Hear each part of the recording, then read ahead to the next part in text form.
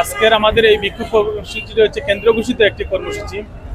জুলাই সহ সকল গণহত্যার বিচারের দাবিতে, জুলাই সনদের আইনি ভিত্তি এবং আওয়ামী লীগ কর্তৃক সন্ত্রাসী কর্মকাণ্ডের বিরুদ্ধে আজকের এই প্রতিবাদ সমাবেশ আমাদের।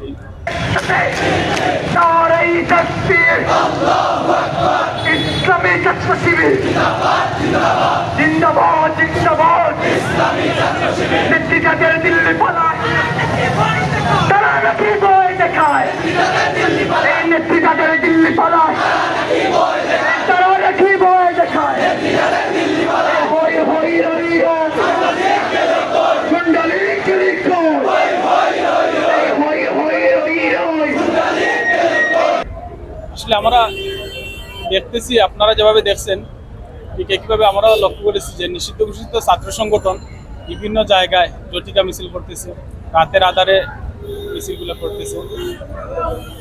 আমরা প্রশাসনের প্রতি আহ্বান জানাবো, কোনো নিষিদ্ধ সংগঠন এভাবে কর্মসূচি পালন করতে পারে না। আমাদের মনে হয় প্রশাসনের নিষ্ক্রিয়তার সুযোগে এ ধরনের কর্মকাণ্ড নিষিদ্ধ ঘোষিত সংগঠনটি পরিচালনা করছে।